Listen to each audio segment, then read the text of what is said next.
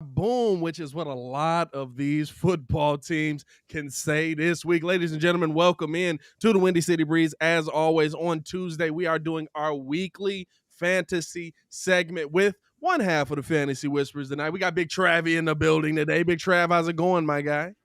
What's going on, Pat? Just trying to deal with all these damn injuries, man. It was a massacre on week 12. Bro, if it wasn't injuries, it was people getting sent to the bench. It was like it's a wild week 12 coming into now a week 13, man. So for everybody that's just joining, man, please like the video. Please subscribe to the page. We do a weekly fantasy segment over here on the Windy City Breeze, but Big Travie and the boys do it daily over on the Fantasy Whispers YouTube page, and you can always hit them up on Twitter. So make sure to check them out on everywhere that you can get all your local podcasts, all that good stuff, man. These guys are killing it out here, which is why we bring them on the show just about. Well, now we've been doing it pretty much every week for most of the season now. So yeah, I was scrolling back. We actually had 1 week before the regular season started is when we started up. So we helped people get their last bit of drafting done. Yeah. And I tell you, man, it is. I look forward to fantasy football. Obviously, it's the passion. That's why we're doing it. But there are certain points in the week that I'm just going to say are a little bit grind. They're a little bit of a grind. And we were talking off air about that waiver wire column. But this particular show, Pat, and helping out the people of the Breeze Nation and helping people get it done in their waiver wire every week has been such a joy in my life. It's been very fulfilling. So I appreciate Pat having us on here. And we appreciate talking with you guys, getting the questions and getting those lineups set, man. Absolutely, man. Absolutely. And we appreciate having you, dog. I'll tell you, at a minimum, I personally appreciate having you because we've grabbed in the middle of the season. You know those perks. Yeah. I know you and Kid get a little selfish sometimes, but that's okay, man. What the hell you build a platform for if you can't use it a little bit, huh? You know what I'm saying? I'm not, but absolutely. Let's get into this, man. We're coming into week 13 now. We got the do's and don'ts pretty much. I mean, where do we even start here? I mean, okay, let's start here. McCaffrey's done again. This is more of a long-term question than anything because a lot of people came into this season with this fear. He's now on his second IR stint. Not only, of course, we're going to figure out what we can do to replace him for this week coming up, but is McCaffrey done as a top draft pick in fantasy? Yeah, I don't know if he's done. We'll see what happens with him in this offseason. We'll see who Carolina brings in to kind of hedge their bet. We'll see, just overall what the diagnosis is on all this stuff. But I will tell you this, we don't like to use the word injury prone or the phrase injury prone, but then guys end up, a lot of things check the box. For CMC, we saw a heavy workload in college. We saw a heavy workload so far in the NFL. And then what we saw was a coaching staff and a regime and a GM and just a franchise unwilling to phase him in after he comes back from injuries. We look at last year. They refused to put him on the IR, right? Then they bring him back and they shovel 30 touches in week 17 that they gave him. So it's like, okay, we don't even care. So then this year, same thing. Put him on the IR, though, this time. Bring him back, absolute same workload. So it's hard to say that this isn't what's supposed to happen, essentially. They say powerlifting. If you lift, power weights, there's only one result that ever ends up in, and that's injury. And I think that's a situation we're looking at with CMC, where it's just been so much workload for so long, and it's catching up to him. And he's going to be one of those injury risk guys. I see him settling towards the end of the first, kind of where we were taking Saquon Barkley this year. Kind of where we were taking these guys we were a little bit concerned about. He's still going to be a guy that's a shoe-in for walking onto the field with 25 touches a game, but how many times will he walk onto that field, And I mean, how long can he risk his own career by staying in Carolina? You know what I'm saying? Like, the workload's going to be there if you stay there. And maybe if you're CMC, you can't see the problem in that. Maybe you love that you're able to come back and you're going to get the first team touches. With him out now, are you back on a Chuba Hubbard as a waiver wire pickup? He didn't really show much of anything. Had a one pop off game when he first got in there, I think. Yeah. But well, actually, no. I mean, He had about 5 weeks of showing us RB2 usage, decent numbers. RB2 usage, Yeah, so we like that. We have to adjust expectations. Never think that if you lose your first round pick, you're going to plug in a guy and he's going to be a first round pick replacement. That just does not happen in fantasy, and it just doesn't happen. As far as Chuba Hubbard and the rest of the guys we'll talk about today, Pat, I want to have a couple phrases I'm going to say a lot today, okay? Win now is going to be a phrase, and playoff stash is going to be another phrase, because that's how we had to split the waiver wire up this week. A lot of your playoffs are starting in 2 weeks. Some of them are starting next week, depending on the way your league has it set it up, which means you're now looking for players. Either you have to win because you got to get in, or you have to win a couple times because you got to get in, or you're already in, or maybe you're all the way out of it and you're just playing for fun. That's fine. That's fine too. But what I tried to do with the waiver column, which you can get on the fantasywhispers.com, is break up each position by win now guys that you can go get right now that will help your squad get into the playoffs, or the playoff stash. Chuba Hubbard, unfortunately, falls under the playoff stash, and that is because they're on bye this week. So there's no way you can plug him into your lineup. If you got him, you'd essentially be picking up a dead roster spot on hopes of playing him next week. So if you need a win, he is not your guy. But again, 15 to 16 to 17 touches a game is what we got out of him. That's a good bait there. The only thing is, if you are a playoff stash guy, I don't think he's going to be much more than a flex for you, because in week 15 through 17, our guy Chuba Hubbard has an absolutely brutal schedule as far as defenses he's facing. We've got Tampa Bay in there, New Orleans, and Buffalo. So really, really not good teams to go up against for your fantasy running back. So could be a little bit of a problem there. It's the problem is, like, I'm laughing at the list of players I got now. If you came into this week with Cook, what are you looking at as if you're gonna go Vikings backup running back in that situation? Are you going there? Absolutely. I think. Go ahead. Yeah, no. Not to cut you off, Pat. I think if we were ranking all of these available running backs, see, what we like to do is cut it off at 50%, and then it's like, those are guys I can't go and get or talk about. But Madison's right on the cusp, 55% in sleeper leagues, probably different in the leagues you play in. Make sure you go check that waiver wire, see if the team dropped him foolishly, and go scoop him up. Alexander Madison is as close. I said you can't replace your first round pick with another guy. This is about as close as you're going to get. But he plays Detroit this week too, so that is a absolutely juicy matchup for him. I trust the offense. I trust the quarterback to an extent, and I trust what's going on over there in Minnesota for him to continue to be fruitful. And this is actually a one. That Dalvin Cook timeline is murky. Could be 2 weeks, could be 4, could be a situation where you've got something that wins you your league because you were able to get Madison off the waiver. It's like a Carson Wentz beginning of the year injury. What are we looking at here, Coach? It could be 2, could be 12. Oh, what? I know, that was the best, the best timeline. It's weird because, like, you like the usage that Cook was getting. Does Madison get that similar usage moving forward, or do they lean more on Kirk Cousins? And now is it, hey, maybe I had Kirk, which I know, unfortunately, I know a few people that just were like, I don't believe in Kirk Cousins in real life, so I'm not going to play him in fantasy. And I'm like, that's not smart. But is it now Kirk Cousins is in every start because he's going to get more airtime on his arm?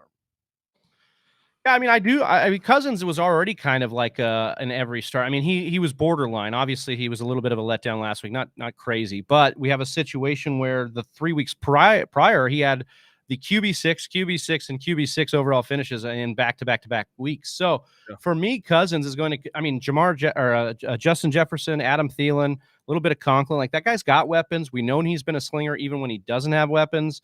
And again, if Dalvin Cook's not there, he could be put in positions. I think Madison's a good enough replacement.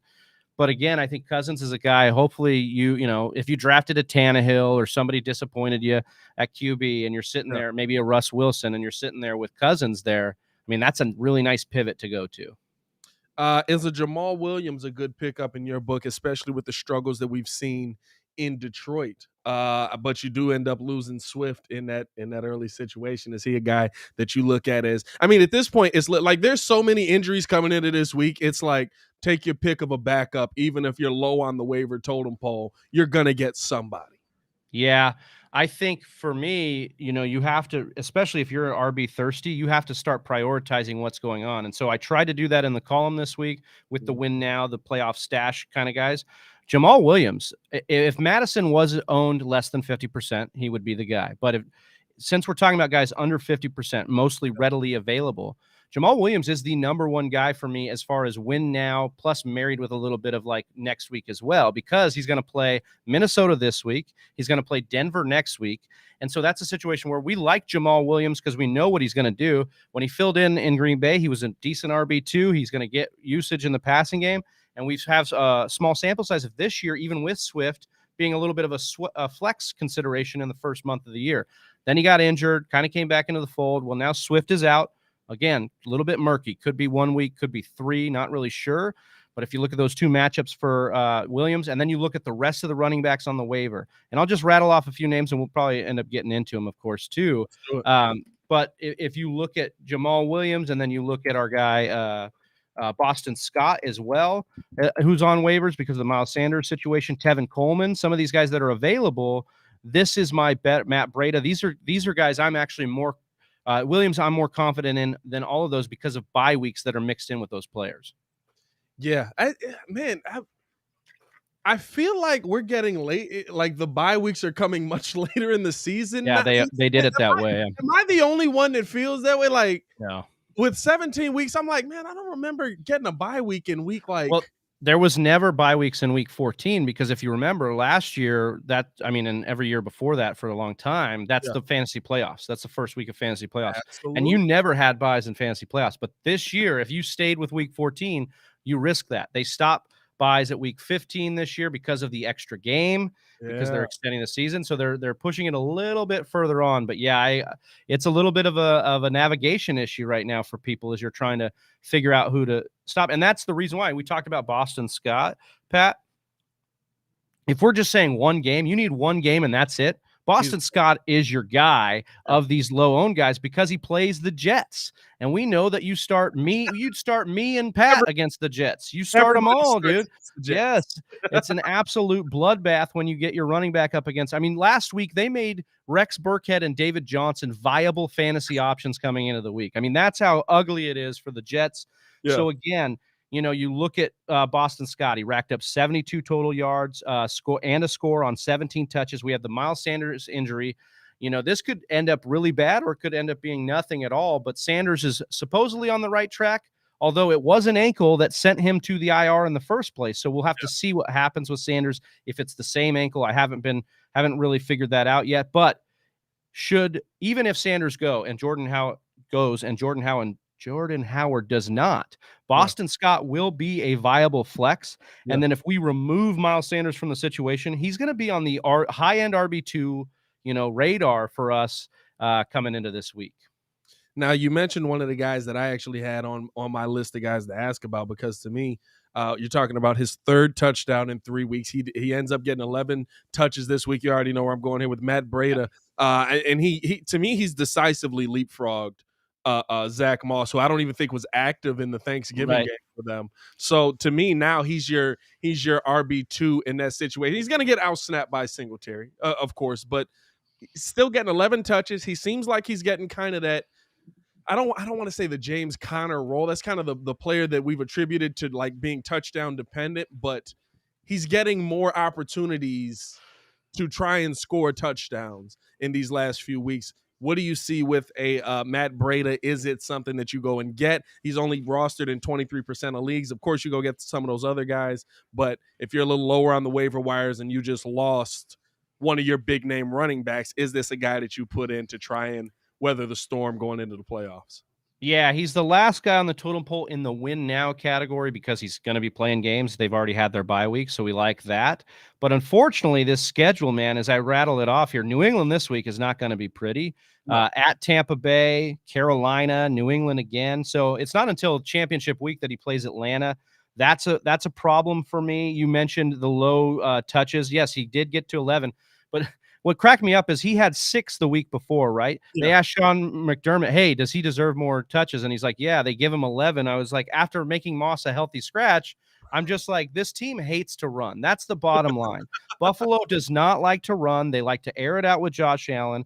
But I will say, as you said, he seems to be like this weird touchdown guy in the red zone, too. They're using him a lot in the passing game. That's how he scored 2 of his 3 touchdowns over the last 2 weeks. So I think, yeah, as far as a what-the-heck flex desperation, you need that win. You need a player now. I think you could do a lot worse than Breda because I know, Bill, the strength of their defense is the secondary. They're going to try and shut down Diggs, who's their best player, and then we're going to look at maybe dink and dunks to Dawson Knox and Matt Breda could be a definite possibility in that game on Monday night.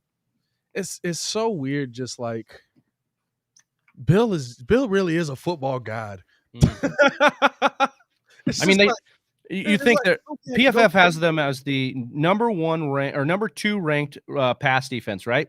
Yeah. And that's in a year where they traded away Stephon Gilmore. I mean, that is unreal to me that's what's going on with the Patriots. He continues. I mean, obviously they have great talent there. Jackson is a phenomenal player, but I just think what he's able to do to coach guys up, especially on the defensive end, absolutely awesome. It's just like, man, you guys sucked last year. What just happened?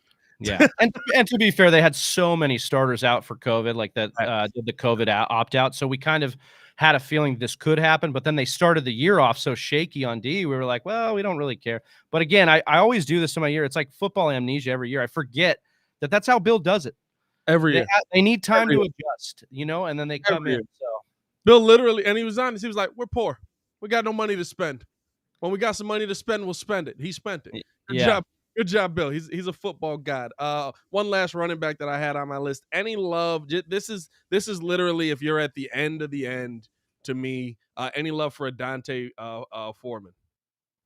So Deontay Foreman and our guy Dontrell Hilliard. Okay, those two and Chuba Hubbard make the playoff stash because again, these guys are on bye this week. So if you need that win this week, I would not be looking there, obviously, because you get that.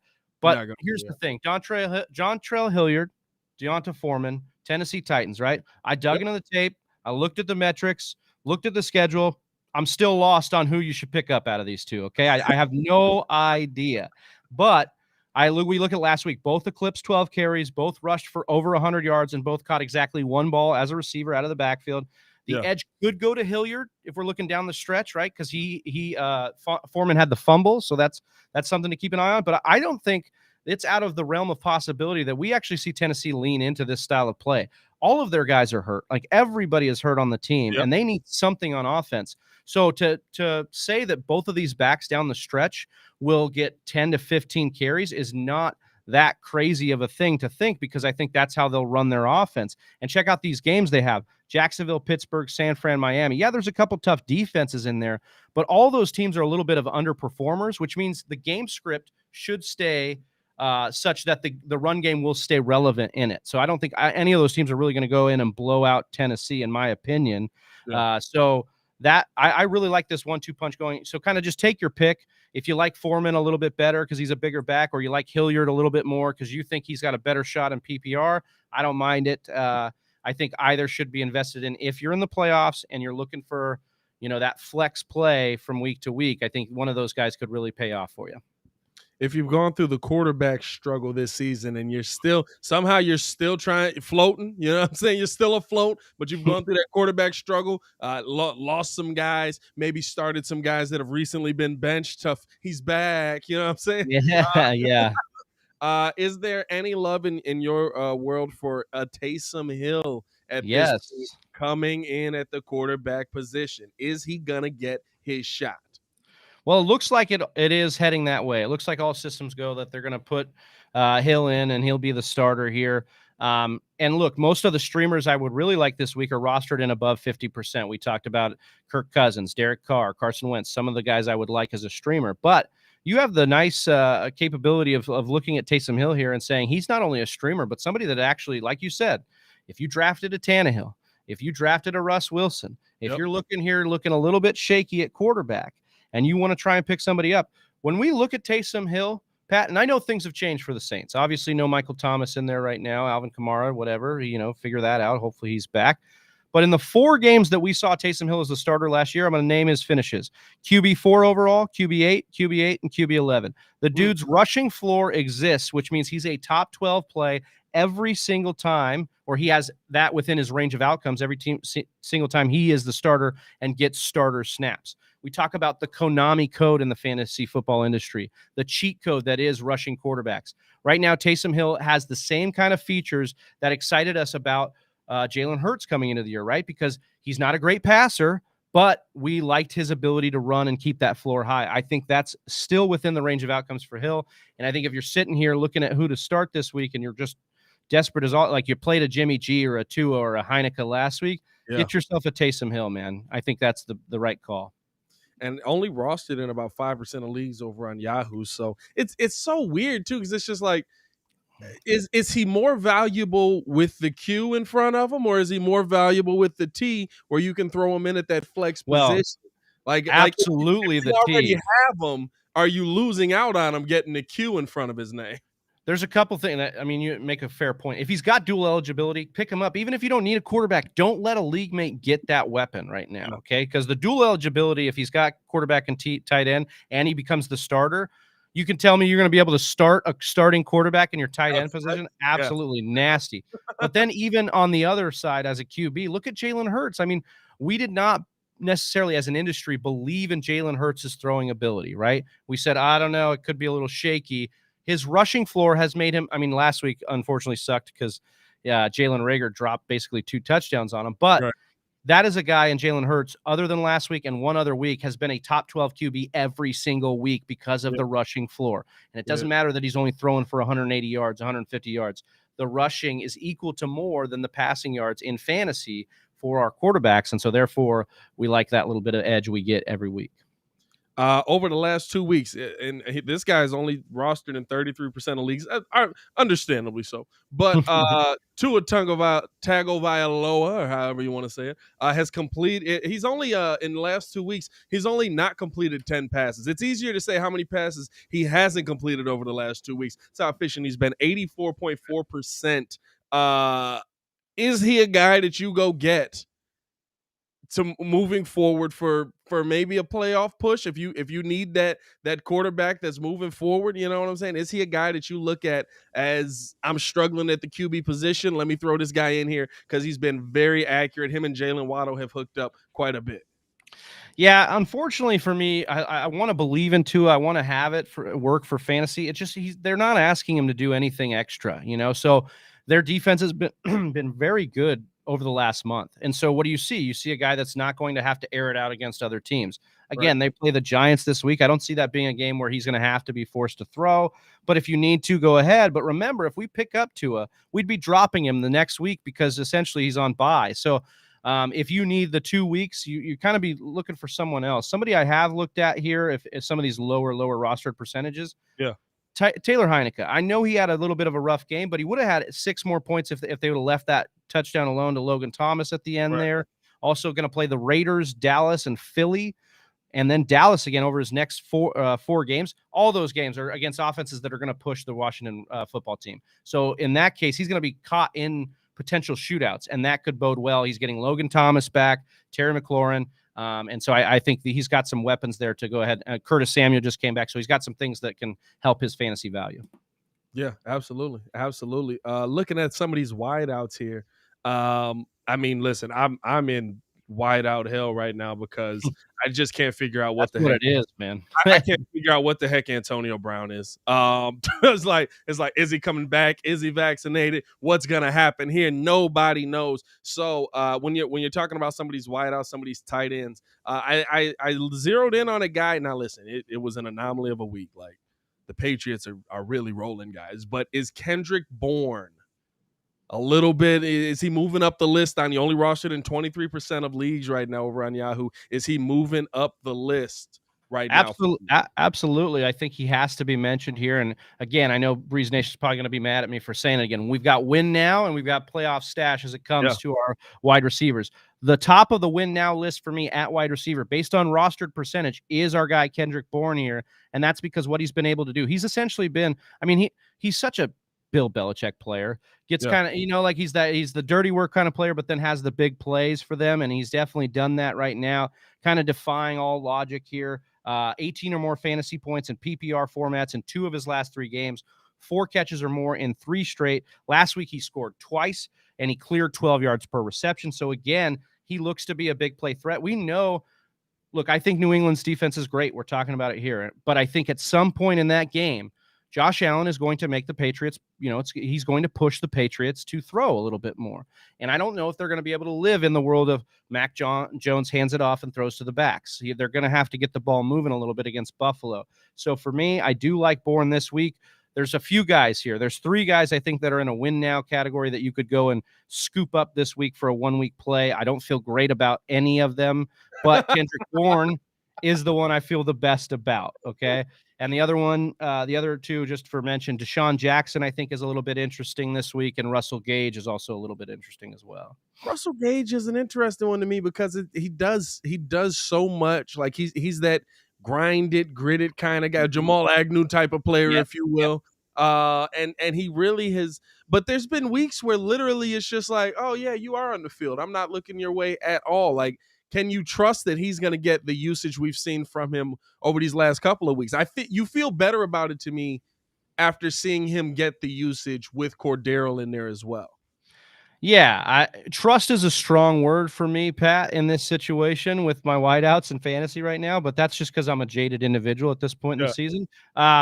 Yes, you did like to see that against Jacksonville. That's a good matchup. Tampa Bay. Now, Tampa Bay is interesting. They are going to force you to throw, but over the last month, they still force you to throw. They're getting a little bit better at defending the pass now. They're kind of that in that season or in that area of the season where they're tightening things up. So I gave the edge to Deshaun Jackson over Russell Gage and Deshaun Jackson, and that's clearly because I trust the offense more in Las Vegas than I do in Atlanta. And I trust the offense more to go to Deshaun Jackson than I would Russell Gage because they have Cordarrelle Patterson back, as you mentioned. Kyle Pitts had 2 down games. I imagine that gets right. So if that gets right, does that take away from our guy Gage a little bit? And I think that could. We just saw Tampa Bay give up a ton of points and big plays to Jack Doyle. So I think that's a situation there where we're kind of liking Deshaun Jackson. I mean, it's ugly. I know we're in 2021. I can't believe I'm saying it, but we're kind of trusting Deshaun Jackson a little bit more than Russell Gage this week.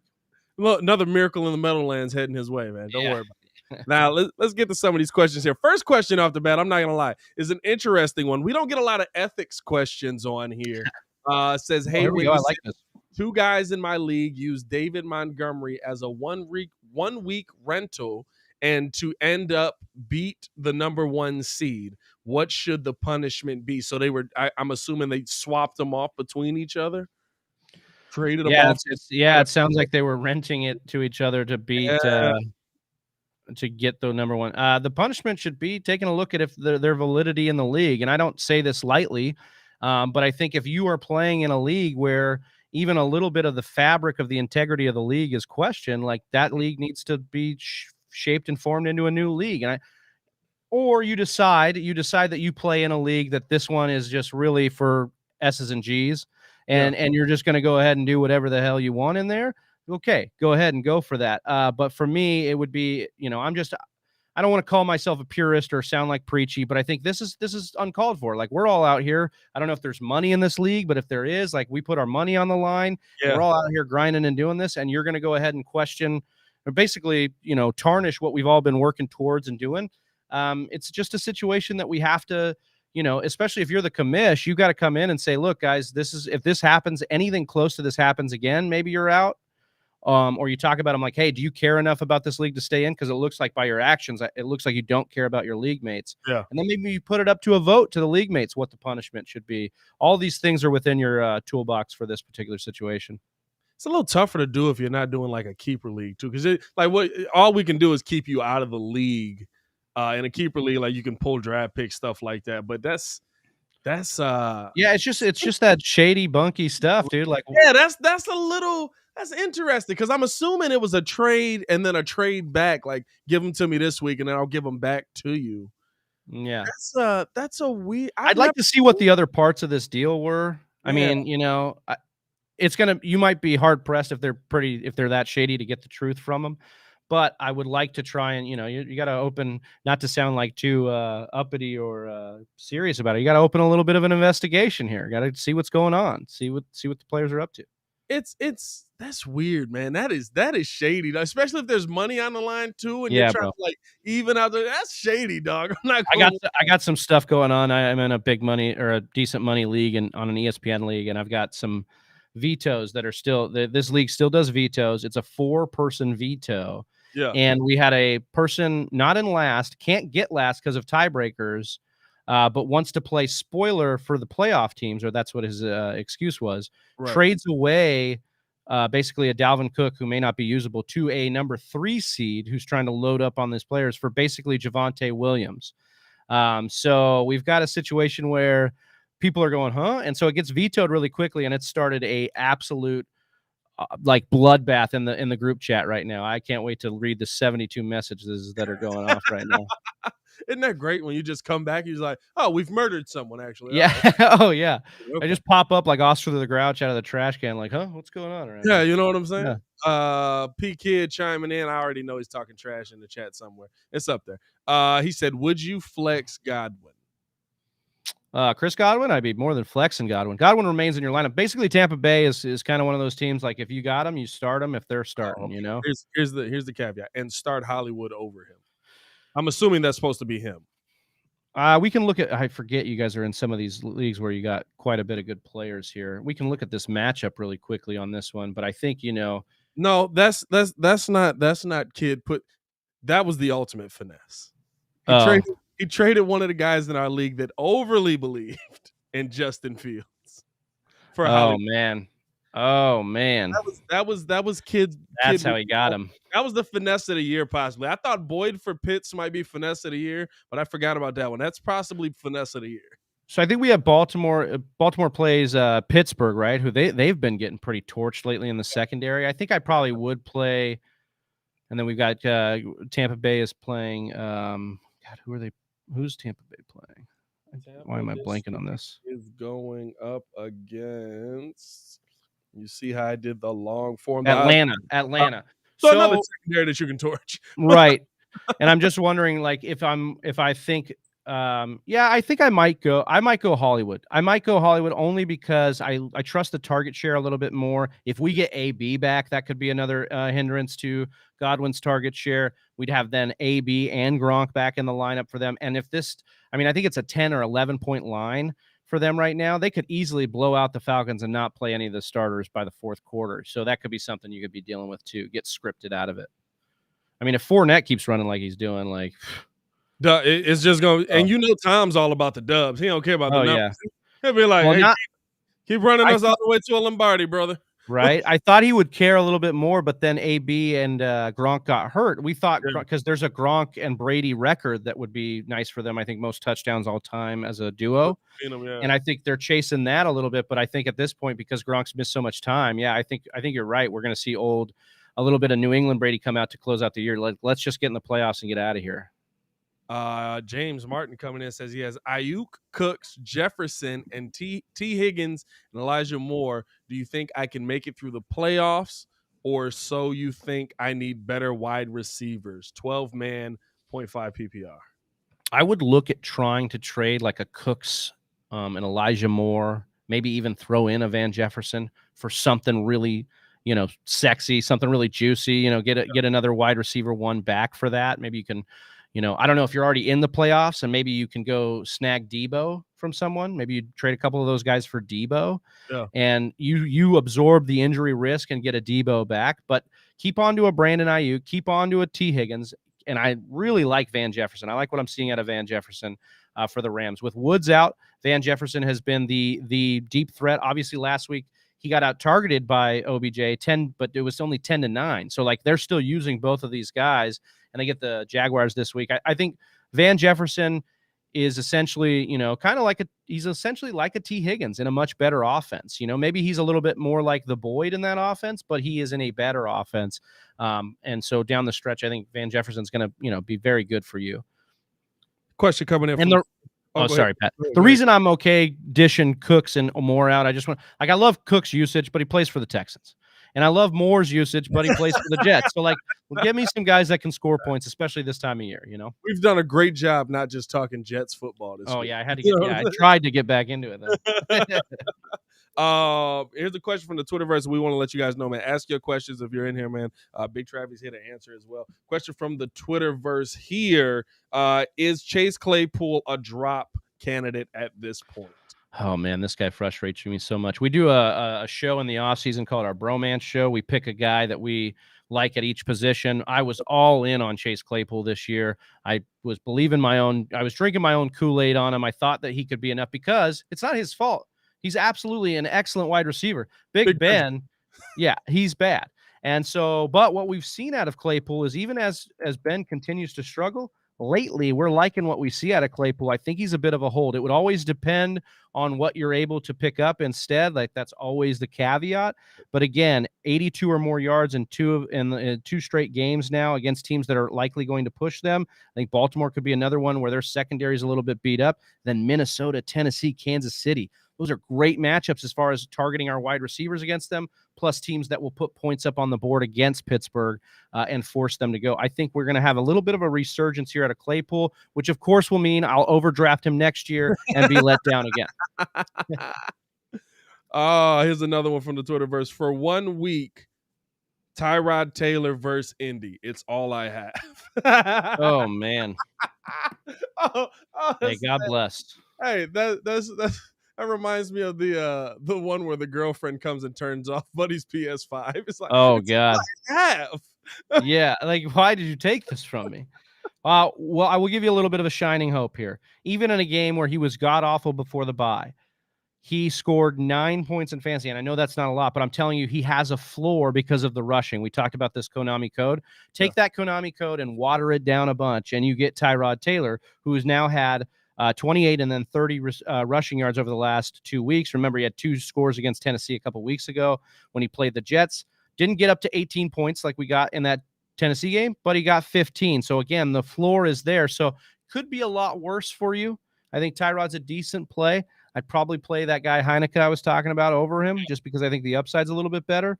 And then all the guys we mentioned before. But I like Tyrod Taylor. You could do a lot worse than a desperation play. Like, I think Tyrod Taylor's better than a Teddy Bridgewater or Drew Lock, depending on who got in there. You know, some of the guys that are real desperation plays this week, I think he's better than. It's tough out here. Here's another question here coming from the chat. Appreciate y'all for tuning in. Eagle Fang. He's from he's one of our true blues over from Whisper Nation, man. Welcome in, bro. Welcome into Whisper Nation, man. Welcome to the chat. Pollard or Gordon this week from Eagle Fang? Ooh, this is tough. I don't know what to make of Kansas City. They've shown me just enough to kind of believe in them again on defense. I think with Denver coming in, they're going to be very fired up and they're off the bye, rested. I think that this defense could actually turn it a little bit around on Kansas City being. And I like the arrow here for Pollard and what's going on in Dallas. The problem with Pollard is that the Dallas Cowboys play a really tough defense in New Orleans against the run. And I do think that Jerry Jones is just so stubborn that they're going to pound Zeke with the rock this week again, because that's his boy. He paid him a lot of money. So I understand why. I think Melvin Gordon is the safe right play, but if you're going for upside, my boy Eagle Fang, if you are projected to lose by quite a bit, or you have holes in the rest of your roster, put Pollard in there for the upside swing. Here's a question here from Baki. Welcome to the chat, my boy. What's up, guys? What's up with Kyle Pitts, and should I be looking for another tight end? We've talked about Kyle Pitts almost every week of this show. And we're gonna get a lot of hate for the take of Kyle Pitts. You just have to kind of plug your nose and do it like that. And TJ Hawkinson, you have to just plug your nose and do it. Like, this is what happens. Okay, guys, tight ends every year. We have 1 or 2 guys, probably Kelsey. It was Gronk and Jimmy Graham before that. 1 or 2 guys that we love, that do everything we want. And then the rest will disappoint us at some point in the year. Now, we'll have our guys that kind of do what they got to do. Dawson Knox, he pops and then he gets hurt. Then he's popping again. We've got, our guy TJ Hawkinson, who aggravates you and then scores for you. We have all that stuff. Kyle Pitts is just another one of those guys. This is why we warn you in the offseason not to really overdraft tight ends, especially on hype, especially rookie tight ends, because they can be inconsistent. With that being said, Kyle Pitts is still one of the most utilized tight ends as far as snaps, targets, air yard share, red zone targets. This is a guy that they continue to still use. His quarterback could be a lot better. We'd love that, but it's not going to happen this year. So we continue to just trust in him, because what are you going to do? 2 weeks ago, if you'd asked me and I told you to pick up maybe Dan Arnold, you'd have 2 zeros in your lineup back-to-back weeks. So again, what's better on the waiver? Probably nothing. So just keep sticking with what you got and hoping for that pop game, and just, adjust expectations. When I go into a matchup now, I assume my tight end is giving me 2 to 3 points, and I'm happy if he gives me more. Now, here's an interesting one, because it's I don't know if you want to do this going into the playoffs. He says, play Pitts versus Tampa, and this is for according to him, an edge playoff spot, trying to get into the playoffs here. Play Pitts versus Tampa, or pick up Conklin versus Detroit, but he's gonna have to drop somebody, more than likely Pitts. I know you keep Pitts. Conklin dealing with an injury too. If I saw that right, let me see. Oh no, that was the alignment Conklin. That was I got him as healthy over here. No, yeah. Again, it's Detroit.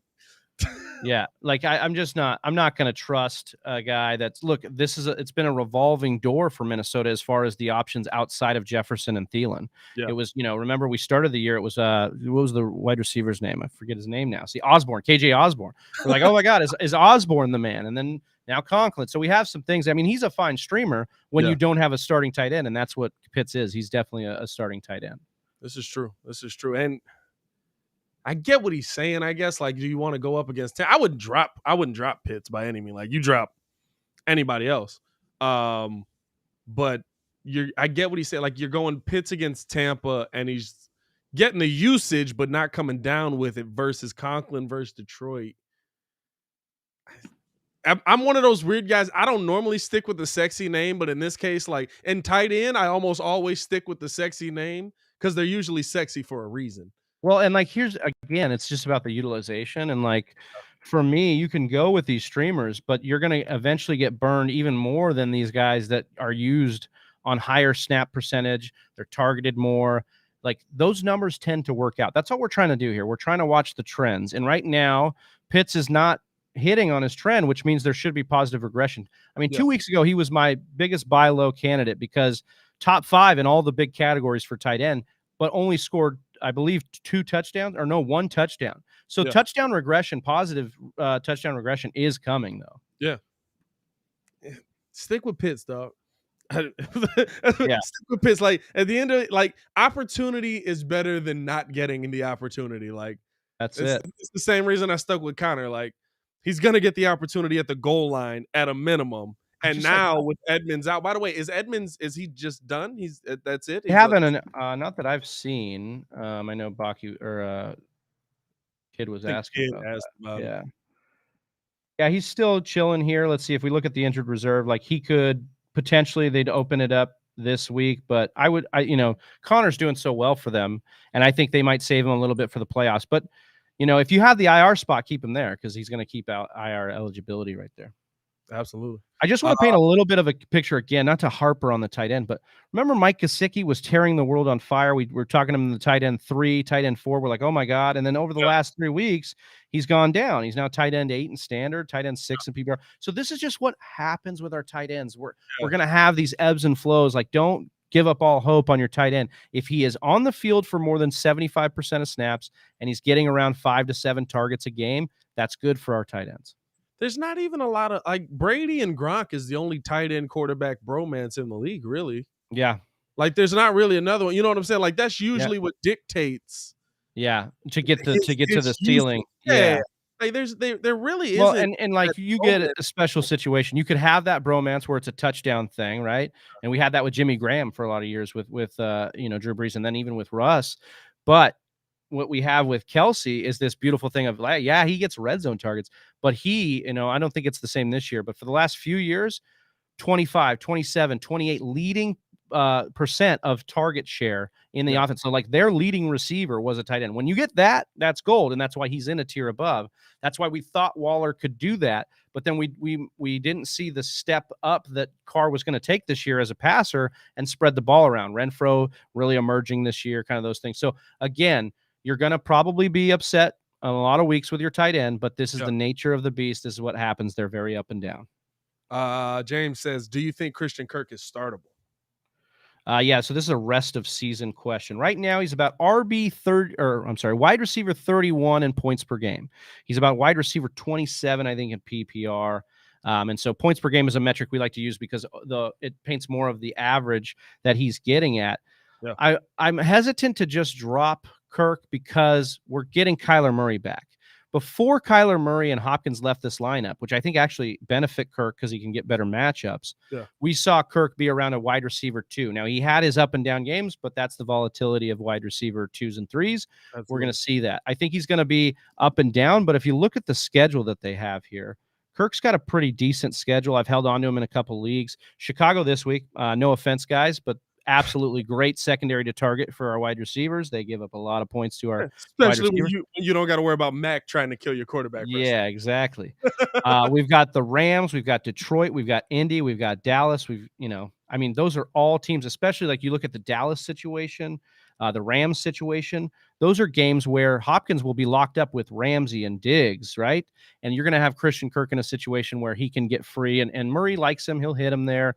If we look at these games before Murray went down against Green Bay, 15, 18, 10, 17, 24, all of those in the first 7 weeks of the season in PPR format. So, yeah, I think Kirk has some hope to get right here down the stretch because he's been missing his quarterback, man. Here's a interesting question here. When you break down the schedule, okay. It says, is Minnesota a starting defense over Tennessee rest of season? Especially Tennessee's going the wrong direction anyway defensively. So if Minnesota's all you got, like, I guess roll with it. But Minnesota's schedule coming down the stretch, not bad either. Yeah, I don't want to cheat here and say, well, you're not starting Tennessee at all this week because they're on a bye. So definitely best of the rest of the season. But at a minimum, you're playing Detroit. But if you're looking to drop and not roster a second defense, you've got Pittsburgh, right, in week 14, Chicago in week 15, and the Rams in week 16. So not until week 16, Rams and then Packers. So those are second and third week of fantasy playoffs. So maybe you're probably dropping them then. Yeah. What I would try to go do is look at a team that has a really good schedule in the back end 2 games and go pick them up for Tennessee, who you could probably drop at this point because we benefited when their offense could be efficient, and we could actually put their defense in good spots. We're not seeing that anymore from them because obviously everybody's hurt. So I think that Tennessee is easily droppable, especially for Minnesota. But let's try and figure you out somebody that you can get for the last 2 weeks. If we look at Eagles, if they're still available, the Saints, they play Miami and Carolina in the last 2 weeks. We like the Chargers. They play Houston and Denver in the last 2 weeks. Yeah. The Bucks, Carolina, New York. That might be hard to do. They're probably taken. But those are some of the teams that you could go and pair with this Vikings defense, who's got a good stretch run to get you in, and then pair it with someone to take you home. And even, did you say Miami? Miami finishes off, especially the last 2 weeks. Was that Jets, New Orleans? Yeah, we like that, especially if we see something where Taysom Hill and Simeon are out. We're down. Yeah. Anything with Jets, at least that's good for 1 week. Yes, and absolutely. then New Orleans with Taysom possibly. That's not a bad one there. So look at some of those as well. Minnesota's not bad either. You got options there, like defense. Yeah, hang on to Minnesota. Hang on to Minnesota for this week, and I think even next week against Pittsburgh, and then Detroit or Chicago in week 15. These are all 3 good, decent games. Again, It's just about finding something to fill you in as a second defense. And I don't mind that at all. I know some people are against it, but I think when we get to the playoff time, I like taking 2 defenses. 1, you're going to take something away from your league mates. 2, I like to mix and match the matchups down the stretch and hold on to one and try to line their schedules up. Are you a believer? Because a lot of these defenses, you're or somebody, well, at least Minnesota, you're looking at the Rams in a part of that schedule. Are you a believer that the Rams are somebody that can hurt your defense moving forward, especially with a little up and down lately? Maybe Matt Stafford becoming the running out of room for the excuse of, he's in Detroit. Of course he's struggling a little bit. He's starting to look a little bit more like Detroit Matty Stafford. Yeah, and again, Stafford doesn't necessarily deserve all the blame. He's going to deserve some of it. Obviously, he can't be making those. He's got, I think, 3 pick sixes in the last 3 games. Him at Matt Schaub. I don't know if you want to be company with Matt Schaub there, but That's a situation where we're looking at with Stafford. But again, they've been giving up a lot more sacks. I think coming into the Green Bay game, they've given up 7 sacks when they had only given up that many in the last 2 weeks in the entire season. So we're talking about the line getting a little bit of protection issues. We lost Robert Woods, okay? And I know that sounds like, well, it's a wide receiver. Robert Woods is not just a wide receiver for that offense. He does a lot of blocking, jet sweeps, all this kind of stuff that are integral to the part of that game. So they needed to get OBJ involved. They needed to get Van Jefferson up to speed. And what we saw was pretty signs of life at the end of that Packers game. They started to show a little bit more of what they're capable of. And how do you get right? You invite the Jacksonville Jaguars down to L.A., and I think you'll be fine. Yeah, you put up a nice 50 ball on top of them, and then all of a sudden, we can play football again, right? Yeah, right. Last one here, which is actually a top 2 guys that we actually talked about, which having both of these on your roster, I guess maybe he picked them up. They can't be doing too well, though. But Taysom Hill or Tua this week? I'm rolling with Taysom Hill. I think if we can get him announced the starter, Taysom Hill is going to be in a really good spot to win a lot of people their matchup this week. And I think I think Dallas, I'm not afraid of their defense anymore. I think Diggs has been living on a lot of interceptions and playing a lot of stuff, and we've been talking them up. And they've got Micah Parsons. I think they've got something, pieces in that defense. But again, they're not the fearsome defense that we saw through the first 4 or 5 weeks of the season. And I think if Taysom Hill gets in there, he's going to cause problems for Dallas in a lot of ways. So, and he's got to be healthy though too. And that's the other thing is he's dealing with a little bit of an ankle heel thing. And so if that could be tricky, but I know Peyton's going to just probably run him into the ground because it's like he knows he doesn't trust him throwing. So it's yeah, that's true. I'll never forget. Was it last season? Last season, right? He got the extended start. And he tried to throw like a 50-yard pass. Oh, man.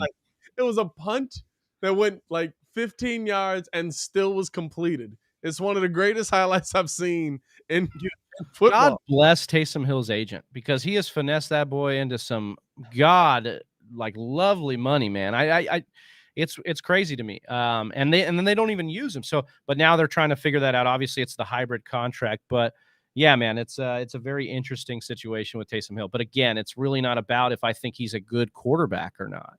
Mitch Trubisky in his heyday, to bring it home to here, in his heyday was a startable fantasy quarterback at times because he had a little bit of wheels. We look at Ryan Tannehill. We were so high on Tannehill this year because he showed us he had some wheels last year. Now Taysom Hill, he definitely has wheels. So imagine our excitement for a guy like that who will be designed runs behind from a play caller who's one of the best play callers in the business. Right. And if we can get Kamara back, man, that's even better because then we could sprinkle Kamara with some targets as well if we can get our guy Taysom Hill to throw him some. And if you can get, even if you can get Taysom, and I'll say Taysom's one of the more dangerous players to have on your lineup if he can help the Saints and the Saints can help him get into the red zone. Because in goal line situations, he's going to fight for that extra yard. Yeah, it'll be interesting to see how Dallas responds here because New Orleans defense isn't the best, but it's definitely not a pushover defense. Like this is a defense like a high-flying Buffalo got to go in there and do what they had to do, plus Simeon, that situation, giving them the ball back. But also, like Dallas, if they don't start, putting the heat on New Orleans as they come in, then we'll see how that game goes. It could get ugly again for Dallas. Very interested in that Thursday night game, man. Just it's like I got caught with my pants down saying, oh, Dallas isn't the same old Dallas a couple weeks ago, and then here they are. I'm an idiot. We've been watching the same Dallas team since 2000. It's like, hey, they won a bunch of games. It doesn't matter. No, just get Aaron Rodgers to go into Jerry Dome and light him up. That's all. Oh my God, dog. The one game I'll never forget. The one game that I was actually rooting for Dallas was versus y'all, versus the Packers, and it's a catch. It should have been a catch, but I remember I just was so sick that they called it not a catch and the Packers are going to win. I was like, somebody break out the liquor. I'm not going to work tomorrow. I need a shot. Yeah. I used to spend a couple years arguing the fact, here's the bottom line, that he would have been down before the touchdown, right? If he catches that, the Des Bryant catch we're talking about. Sure. And then they would have scored maybe. And even if they did score a touchdown, they still would have given the ball back with enough time to beat them by a field goal. We only needed a field goal to beat them. So I had done the math and I was doing it, but what my favorite thing to do after that, I just gave up at trying to argue. I just went up to, I would go up to Dallas fans and be like, "Oh, it was a catch." I'm wearing my Green Bay gear. Oh, that's the worst. And I just like just throw a little salt on them there. Yeah, now they're sick inside. Was it a catch? Absolutely. Yeah, that's what I do to Detroit fans when they try to talk about Megatron's catch. Yeah, it was a catch. Yeah, right. Yeah, it was a catch. It's funny because I remember Rodgers saying, "I knew they wouldn't call that a catch because of the Megatron catch." Right? Yeah. He said, "I knew we were going to get the ball and we were going to win." He's like, "I knew it immediately when it happened because it was the same deal." And I just thought, man, imagine if you're a flippant Cowboys fan listening to Aaron Rodgers in his post-game interview saying that, you'd just be so pissed off. And he irritates me because he's such a likable guy, but then he's also like such a dislikable guy. It's like I've never seen somebody rolled into one this way. Yeah, he's like a backhanded compliment kind of person, dude. Like he'll gas you up, and then the next breath he'll make you feel so stupid. And it's like that's what I remember when they were doing the top 100s. That's what they'd say about Rodgers. They'd be like, "Man, he's such an asshole because he will talk shit to your face, and then go do it, and then you'll be just like, what am I supposed to do about this?" You know. But yeah, I'll take that over Phillip Rivers. Phillip Rivers is like, "Hey man, you have a great game. God bless." He throws 4 touchdowns on you. It's like, did you just talk trash to me like in a holy way? Like what just happened? Yeah, he's always talking trash, never cussing. And then you get Andrew Luck who gets sacked and he's telling good hit, man. Good hit, big boy. Hey, we appreciate y'all for tuning in as always, man. Another weekly fantasy segment. We hope we helped y'all get through another week of struggle. I mean, listen, this is a week. I don't even view this week as a struggle because you've got a plethora of options to go grab on the waiver wires. Maybe not the options you want, but if those options are hurt, I think that we've done a good job of giving you some of the best in the game right now, man. So make sure to check out that weekly fantasy advice over at the Fantasy Whispers. I mean, pretty much daily. These guys are hustling on the fantasy side, man.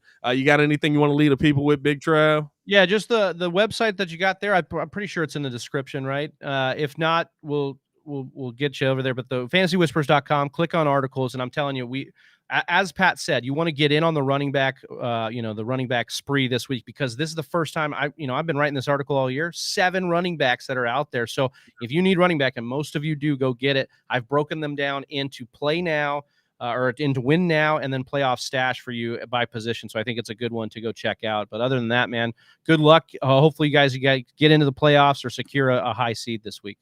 Let's do it. We appreciate you guys for tuning in. As always, it is your boy, Pat the Designer, back at it again. Make sure to hit that like button, subscribe to the page. You already know how we do, man. Hey, go get a dub this week, man. Go get a dub. I got a 7 game. That's how you eat a W, baby. Y'all stay safe out there, man. Peace.